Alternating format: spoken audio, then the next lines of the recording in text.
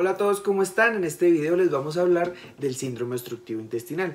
El síndrome obstructivo intestinal es un conjunto de signos y síntomas en los cuales se refleja la incapacidad del intestino de movilizar todo el tránsito que generalmente hace. Entonces es uno de los motivos más frecuentes de consulta en cirugía de urgencias y es de gravedad, tiene una mortalidad del 5 al 8%. Esto lo vamos a enfocar como un abdomen agudo. Entonces, ¿cómo empieza? Es un cuadro caracterizado por dolor, pero con un dolor de instalación brusca, de instalación aguda, de un momento a otro, en el mismo día, ¿sí? Y que no retrotrae, es decir, desde que comienza, empieza a elevar hasta que se hace un dolor muy intenso.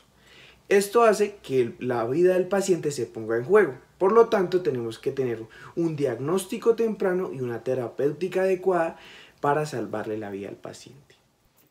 Bien, al formarse la detención del tránsito intestinal, en forma mecánica se forma algo que se llama hilio. El hilio tiene dos etiologías, mecánicas o funcionales. Las mecánicas son de origen a nivel luminal, extrínseco y parietal. Y si es a nivel funcional, vamos a tener 4 tipos, generalmente. O que sea un posoperatorio, farmacológico, irritación peritoneal o que haya tenido el paciente algún trauma raquimedular. Bien, ahora en la clasificación según la patogenia tenemos mecánicas y tenemos funcionales. Primero, las mecánicas. Estas se dividen en dos grandes grupos, que son las simples y las vasculares. Entonces, ¿cuáles son las simples? Parietales y extraparietales. Son las que impiden el tránsito sin comprometer en primera instancia la vascularización del órgano. Entonces, ¿cuáles son estas? Las parietales pueden ser congénitas, inflamatorias o algún tumor. Entonces, por ejemplo, en congénitas puede ser una atresia, una estenosis o un divertículo de Meckel. En una inflamatoria puede ser una diverticulitis o una enfermedad de Crohn. Y un tumor, ya sea benigno o maligno. Y las extraparietales, que pues son las más importantes, porque en estas se encuentran las adherencias obridas, que son el número 1 en abdomen obstructivo como causa, ¿sí? Casi en un 86% de los pacientes que presentan abdomen obstructivo agudo es por esta causa. Entonces, cuando abordemos un paciente que sospechemos de abdomen obstructivo agudo, primero preguntémosle si tuvo algún procedimiento quirúrgico en los últimos 3 meses, 6 meses. Sí, esto nos llevará a encontrar el diagnóstico un poco más rápido.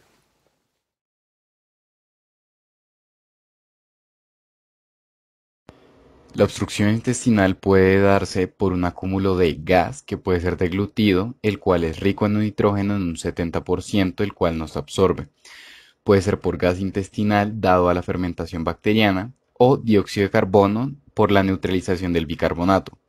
Sin embargo, el otro mecanismo es por acumulación de líquido, el cual puede ser deglutido por la secreción salival, gástrica, biliopancreática o intestinal. La ausencia de motilidad puede ser causada por la distensión intestinal y la proliferación bacteriana. Dentro de la distensión intestinal tenemos la pérdida de agua y electrolitos, que estos electrolitos pueden ser el potasio y el cloro causando una alcalosis. Consecuente a esto una deshidratación y por consecuencia una disminución del gasto cardíaco causando hipotensión y oliguria. Dentro de esta misma tenemos el edema y estasis venoso, la cual puede ser generada por una isquemia o puede dar una isquemia causando una perforación, la cual consecuentemente puede darme sepsis. Dentro de la distensión abdominal tenemos también vómito reflejo, disminución o aumento en la absorción o disminución de la presión intraabdominal causándome hipoventilación. Y dentro de la proliferación bacteriana tenemos la translocación bacteriana generándome sepsis.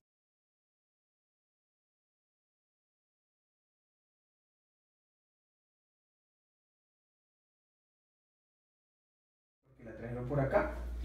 Doctor, lo que pasa es que tengo mucho dolor en el estómago y además estoy como distendida. ¿Y hace cuánto? Hace como 4 días. ¿Y usted me puede decir específicamente de dónde es el dolor? Es en todo el estómago.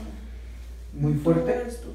Pues comenzó poquito, pero con los días cada vez que O sea, se quitaba y volvía, se quitaba y volvía, y cada vez que volvía era más fuerte que el anterior. Desde el día número 1 hasta hoy, ¿nunca disminuyó? No, Es de carácter como espasmo, como retorcijón. es como un cólico. ¿Es como un cólico? Sí, ¿Y se le va para algún otro lado o solamente en la parte abdominal? solo ahí, pero todo el abdomen. ¿Ha tomado alguna pasta, algo, tomado algún medio? Tomé ibuprofeno y me calmó un poco, pero siempre volvía peor. Ya tuve que venir. ¿Hace cuánto fue su última deposición? Hace como 5 días. ¿5 días? ¿Gases ha tenido? No, ¿Nada? yo he querido ir al baño, pero no he podido. ¿Vómito? Sí, Muy- he vomitado, sí. ¿El vómito es lo que acaba de comer o tiene alguna otra consistencia? No, es lo que como lo estoy vomitando. De una vez. ¿O se demora un poco? No, un poco, pero no lo tolero mucho tiempo. ¿Ha tenido fiebre? No, ¿Ha tenido alguna cirugía en los últimos 6 meses? sí, me operaron de una hernia umbilical. Umbilical. ¿Hace cuánto? Hace un mes. ¿Fue pronto?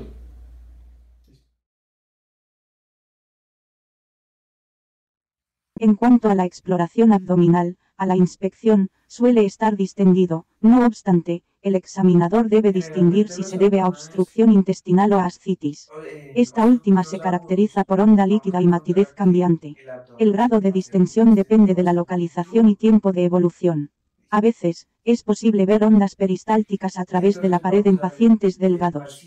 Se deben descubrir cicatrices quirúrgicas previas dadas la implicación etiológica de la cirugía previa. La auscultación abdominal en los pacientes con obstrucción intestinal revela un peristaltismo aumentado de intensidad en una primera fase, y una ausencia del mismo según progresa el cuadro. A la palpación, el abdomen suele ser doloroso de forma difusa. La sensibilidad localizada, sensibilidad de rebote y defensa muscular involuntaria harán sospechar peritonitis y barra o estrangulación. En algunos casos, se podrán detectar masas abdominales como neoplasias, abscesos, invaginación, etc. Nunca debe faltar en este tipo de pacientes la exploración doce sistemática y metódica de los orificios herniarios en busca de hernias incarceradas. Asimismo, debe hacerse exploración rectal en busca de masas extraluminales, fecalomas, restos hemáticos, neoplasias, etc. Entonces, él va a tener algunos reflejos involuntarios de dolor.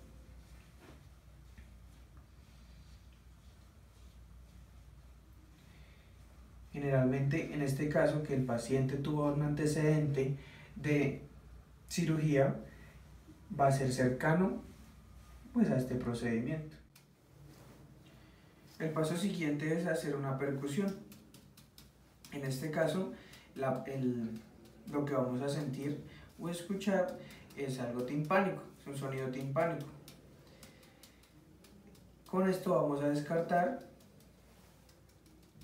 una ascitis, que en ese caso se escucharía una matidez cambiante.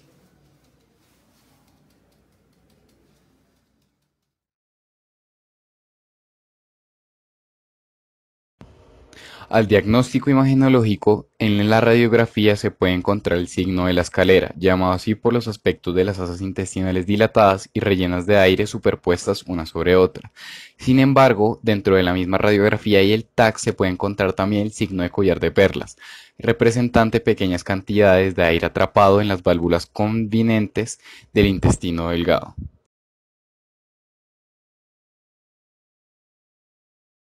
A las recomendaciones del manejo, los pacientes diagnosticados con obstrucción intestinal aguda deben ser ingresados al hospital y por lo tanto valorados por cirugía. A su manejo inicial se les debe hacer reanimación del volumen, corrección de las anomalías metabólicas, reposo intestinal y descompresión gastrointestinal con sonda nasogástrica en pacientes los cuales tengan distensión abdominal significativa con vómitos o náuseas. A pacientes sin complicaciones no se les deben administrar antibióticos profilácticos. Se le deben administrar a pacientes en el perioperatorio con compromiso intestinal tales como necrosis, isquemia o perforación y que se hayan sometido a una exploración quirúrgica. El siguiente paso es evaluar a los pacientes con signos clínicos y radiológicos con compromiso intestinal. En este caso, si poseen necrosis, isquemia o perforación, se les somete a exploración quirúrgica de manera urgente. El siguiente paso es evaluar a los pacientes los cuales no tienen indicación de cirugía urgente. En este caso se les mandan exámenes abdominales seriados, imágenes o laboratorios según el criterio clínico corresponda.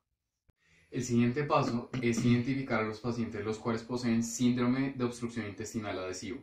En estos casos se recomienda principalmente dar un medio de contraste hidrosoluble tal como la gastrografina, el cual mejora la resolución del cuadro y disminuye la hospitalización, y es parte del tratamiento no quirúrgico de esta patología. Principalmente, el reto en estos pacientes es identificar el periodo óptimo en el cual va a durar el tratamiento no quirúrgico. No está establecido en qué tiempo se debe realizar o qué tiempo es correcto. Sin embargo, las guías de manejo se dicen que duran de 3 a 5 días precisamente, por lo que puede ser el aumento de la morbimortalidad en estos pacientes.